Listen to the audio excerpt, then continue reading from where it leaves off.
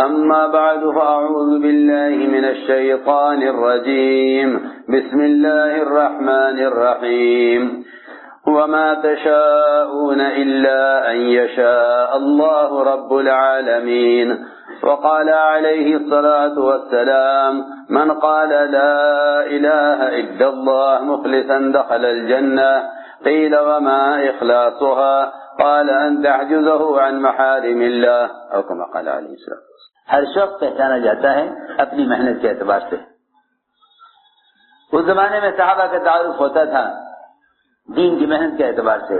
یہ فلاں صحابی ہیں جو فلاں موقع پر ہجرت کر کے آئے, یہ فلاں صحابی ہیں جن کے والد فلاں جنگ میں شہید ہو گئے, یہ فلاں صحابی ہیں جن کا بیٹا فلاں جنگ میں شہید ہو گیا, یہ فلاں صحابی ہیں جو اتنے لوگوں کے اسلام میں داخل ہونے کا ذریعہ بنے. سارے صحابہ کا تعارف دین اور دین کی دعوت سے ہے. اور آج کل مسلمان کے تعارف میں اور غیر مسلم کے تعارف میں کوئی فرق نہیں ہے. مسلمان غیر مسلم کے تعارف میں کوئی فرق نہیں. ایک غیر مسلم کا تعارف بھی دنیا کے اعتبار سے, ایک مسلمان کا تعارف بھی دنیاوی اعتبار سے ہوتا ہے. چنانچہ آپ نے فرمایا اس جماعت سے تم کیا ہو؟ سب نے ایک زبان ہو کر کہا کہ ہم سب ایمان والے ہیں, ہم سب ایمان والے ہیں. فرمایا تمہارے ایمان کی کیا دلیل ہے؟ سب نے کہا کہ ہمارے اندر 15 خصلتیں ہیں. کتنا آسان دین. ہمارے اندر 15 خصلتیں ہیں. 5 پر ہمارا ایمان ہے. 5 پر ہمارا ایمان ہے. ہم ایمان لائے اللہ پر, اس کے فرشتوں پر, اس کی کتابوں پر. کیونکہ اس زمانے میں کتاب پر ایمان لانا اس کو ہی نہیں کہتے تھے صرف کہ ہم جانتے ہیں کہ یہ اللہ کی کتاب ہے, ورنہ مشرکین مکہ قرآن کے اللہ کی کتاب ہونے پر حسد کرتے تھے کہ یہ کتاب محمد صلی اللہ علیہ وسلم پر کیوں نازل کی گئی. وہ بھی جانتے تھے کہ اللہ کی کتاب ہے, آخری وحی ہے. سلمان زمانے کا یہ کہ کیا ہم جانتے ہیں کہ یہ قرآن اللہ کی کتاب ہے؟ اتنا تو غیر بھی جانتے تھے. قرآن پر ایمان لانا یہ ہے کہ اس سے حرام کو حرام سمجھنا اور اس سے اپنے آپ کو بچانا. حرام کو حرام سمجھنا اور حرام سے بچنا, اس کو قرآن پر ایمان لانا کہتے تھے. اس لیے آپ صلی اللہ علیہ وسلم نے غیبت کرنے والے کے بارے میں فرمایا کہ وہ آدمی قرآن پر ایمان نہیں لایا جو قرآن کے حرام کو حلال سمجھے. ما آمن بالقرآن من استحل محارمہ, یہ غیبت کرنے والے کے بارے میں فرمایا. خدا کہ ہم ایمان لائے اس کی کتابوں پر, اس کے رسولوں پر, آخرت کے دن پر. فرمایا وہ 5 کیا ہیں جو تمہارا عمل ہے؟ عرض کیا کہ وہ 5, سب سے پہلی بات تو یہ ہے کہ ہم شہادتین گواہی دیتے ہیں کہ اللہ کے سوا کوئی بات کے لائق نہیں, محمد صلی اللہ علیہ وسلم اللہ کا بندے, اس کے رسول ہیں. ہم نماز قائم کرتے ہیں, ہم نماز قائم کرتے ہیں, ہم نماز قائم کرتے ہیں, ہم نماز قائم کرتے ہیں اور زکوٰۃ ادا کرتے ہیں اور رمضان کے روزے رکھتے ہیں اور بیت اللہ کا حج کرتے ہیں. ان 5 پر ہمارا عمل ہے. 5 پر ہمارا عمل ہے. آپ نے فرمایا وہ 5 کیا ہیں تمہارے اندر زمانے جاہلیت سے ہیں؟ عرض کیا 5 خصلتیں ہمارے اندر زمانے جاہلیت سے ہیں. پہلی خصلت تو یہ ہے کہ ہمارے اندر صبر ہے. ہمارے اندر صبر ہے. دیکھو تو صحیح, اگر واقعی ہم صبر کی حقیقت کو سمجھ لیں, صبر کہتے ہیں حالات کے مقابلے میں حکم پر جمنا. حالات کے مقابلے میں حکم پر جمنا, حالات کے مقابلے میں حکم پر جمنے کو صبر کہتے ہیں. بھوک کی حالت ہے, روزے کا حکم ہے. نیند کی حالت ہے, نماز کا حکم ہے. مال کی ضرورت ہے, زکوٰۃ کا حکم ہے. خواہش کا تقاضا ہے زنا سے بچنا ہے، اس لیے اس کو سمجھنا چاہیے، یہ ہے صبر، یہ ہے صبر۔ اس زمانے کا مسلمان بیچارے احکام توڑیں، جب حالات آویں تو صبر کریں، حالات آویں تو صبر کریں۔ عجیب بات ہے، اس زمانے کے مسلمانوں کو دیکھو گے کہ یہ کہتے ہیں کہ بھائی حکام کے خلاف بددعا کرو، حکام کے لیے بددعا کرو، اور اس کی طرف سے آنے والی اذیتوں پر مسلمان صبر کرے۔ جی ہاں، مسلمان صبر کرے۔ کوئی کہے گا مسجد کو صبر کرو، کوئی کہے گا فلاں حکم آ گیا ہے، فلاں بل پاس ہو گیا ہے، صبر کرو۔ ارے کیسی عجیب بات ہے، کیسی عجیب بات ہے۔ دین کو خود ضائع کریں اور جب اللہ تعالی غیروں کو مسلط کریں تو کہتے ہیں کہ صبر کرو، کہ صبر کا پھل میٹھا ہوتا ہے۔ ہرگز نہیں، ہرگز نہیں، ہرگز نہیں، ایسا کبھی نہیں ہو سکتا۔ یہ اللہ تعالیٰ کے ضابطے کے خلاف ہے کہ تم احکام توڑو اور جب حالات آویں تو کہو کہ صبر کرو۔ ہمیشہ یاد رکھنا یہ بات، جو حالات احکام توڑنے پر آئیں گے وہ صبر کرنے سے درست نہیں ہوں گے۔ جو حالات احکام توڑنے پر آئیں گے وہ صبر کرنے سے درست نہیں ہوں گے۔ ہمیشہ یاد رکھنا، جو حالات احکام توڑنے پر آئیں گے وہ صبر کرنے سے درست نہیں ہوں گے۔ لوگ انتظار میں ہیں، 2-4 سال کی بات ہے، حکومت بدلے گی، حالات بدلیں گے مسلمانوں کے، ایسا کبھی نہیں ہو سکتا۔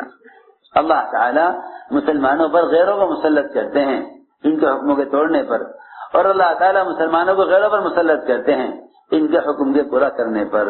یہ اللہ کا دستور ہے، یہ اللہ کا دستور ہے، یہ اللہ کا دستور ہے۔ میں کیا عرض کروں، مسلمان صبر کر رہا ہے گناہوں کے ساتھ، حالانکہ صبر ہے تقوی کے ساتھ۔ صبر کرنا ہے تقوی کے ساتھ، مسلمان صبر کر رہا ہے گناہوں کے ساتھ۔ صبر کا گناہوں کا کوئی جوڑ نہیں ہے، کیونکہ صبر کرنا حکم پر جمنے کو کہتے ہیں، اس لیے صبر کا گناہوں کا کوئی جوڑ نہیں ہے۔ آپ دیکھتے نہیں چور صبر کرتے ہیں پٹائی پر تو کیوں نہیں عذاب آتا پولیس والوں پر؟ کیوں نہیں عذاب آتا؟ سارے مسلمان مل کر بددعا کریں غیروں کے لیے، عذاب نہیں آئے گا۔ کیوں؟ اس لیے کہ صبر پر عذاب کے آنے کے لیے تقوی شرط ہے، صبر عذاب آنے کے لیے تقوی شرط ہے، صبر پر عذاب آنے کے لیے تقوی شرط ہے۔ بہت عام بات ہے، اگر صبر تقوی کے بغیر ہے، اگر صبر کرنا تقوی کے بغیر ہے تو حالات درست ہوں گے نہیں اور اللہ غیروں کو پکڑیں گے نہیں، صاف بات ہے۔ لوگ یوں حیران ہیں کہ اتنے مسائل مسلمانوں کے الجھے ہوئے ہیں اور اتنی پریشانی آ رہی ہیں غیروں کی طرف سے، مدد بھی نہیں آتی۔ اور اللہ تعالیٰ کا دستور یہ ہے کہ ہم کامیاب ان کو کریں گے جو صبر کریں گے تقوی کے ساتھ، جو صبر کریں تقوی کے ساتھ، جو صبر کرے تقوی کے ساتھ۔ یوسف علیہ السلام نے صبر کیا تقوی کے ساتھ، بھائیوں کی اذیت پر صبر اور زلیخا کی حرکت پر تقوی۔ اللہ نے سارے بھائیوں کو محتاج بنا کر پیش کیا، سارے بھائیوں کو محتاج بنا کر پیش کیا۔ اللہ اکبر۔ جب سگے بھائی محتاج ہو سکتے ہیں صبر و تقوی پر، تو اغیار جو اللہ کے دشمن، اللہ کے دین کے دشمن، وہ کیسے محتاج نہیں ہوں گے ایمان والوں کے؟ سوچو تو صحیح۔ جب سگے بھائی محتاج ہو سکتے ہیں، یوسف علیہ السلام کے سامنے تصدق علینا، ہمیں کچھ خیرات دو، کچھ صدقہ دو۔ جب صبر و تقوی پر سگے بھائی محتاج ہو سکتے ہیں، جو خود ایمان والے ہیں، نبی کی اولاد ہیں، سوچو تو اس مسلمان کے صبر و تقوی پر اللہ کے دین کے دشمن محتاج کیوں نہیں ہوں گے؟ مسلمانوں کے؟ ہر قدم پر آج مسلمان محتاج ہے، وہاں ہر قدم پر غیر محتاج تھے۔ بات ساری یہ ہے کہ مسلمان صبر کر رہا ہے گناہوں کے ساتھ۔ جو حالات آ رہے ہیں وہ گناہوں کی وجہ سے آ رہے ہیں، اس لیے جو حالات گناہوں کی وجہ سے آئیں گے وہ صبر کرنے سے ٹھیک نہیں ہوں گے۔ جو حالات گناہوں کی وجہ سے آئیں گے صبر کرنے سے ٹھیک نہیں ہوں گے۔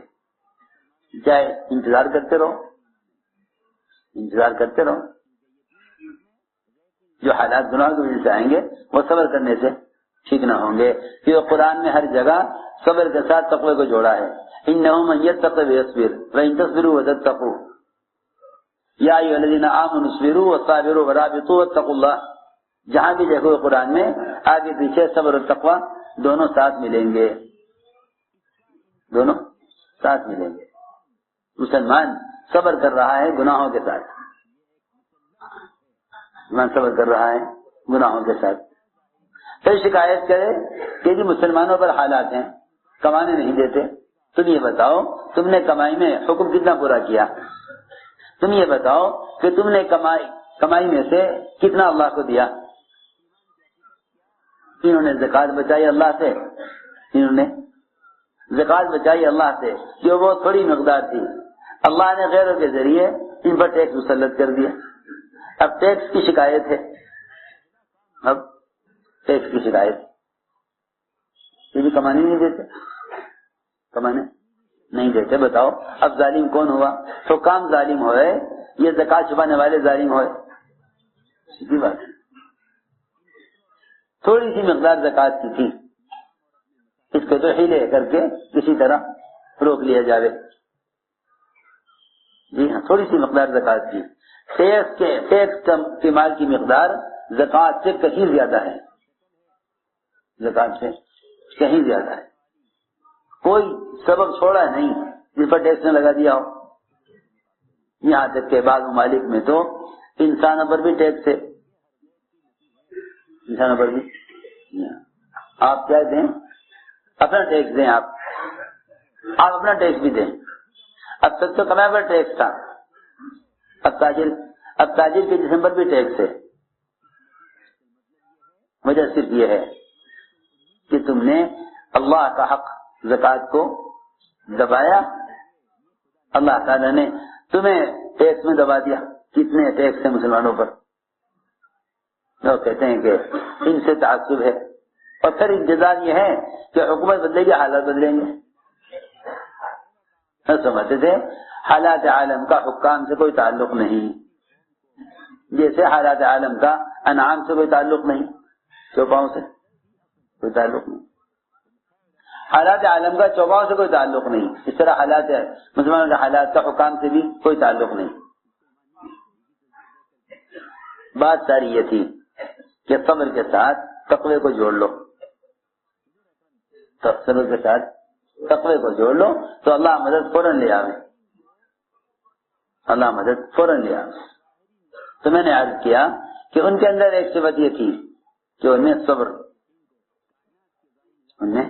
تھا۔ میں نے عرض کیا کہ صبر کہتے ہیں حکم پر جمنا حالات کے مقابلے میں، اسی لیے حدیث میں روزے کو صبر کہا گیا ہے،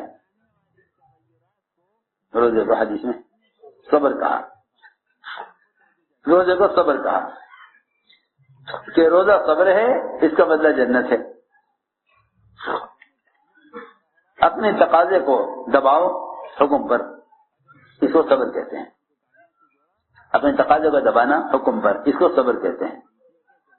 چنانچہ انہوں نے کہا جی ہمارے اندر صبر ہے اور ہمارے اندر شکر ہے، ہمارے اندر شکر ہے، ہمارے اندر شکر ہے، ہمارے اندر صبر ہے اور ہمارے اندر شکر ہے۔ شکر کسے کہتے ہیں؟ شکر کہتے ہیں نعمت میں اللہ کی عبادت کو اور اللہ کی یاد کو بڑھا دینا، نعمت میں اللہ کی عبادت اور اللہ کی یاد کو بڑھا دینا، یہ شکر کا تقاضا ہے.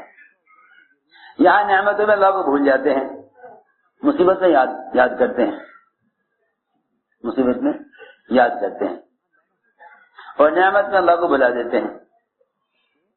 حالانکہ شکر کہتے ہیں نعمت میں اللہ کی یاد کو بڑھا دینا,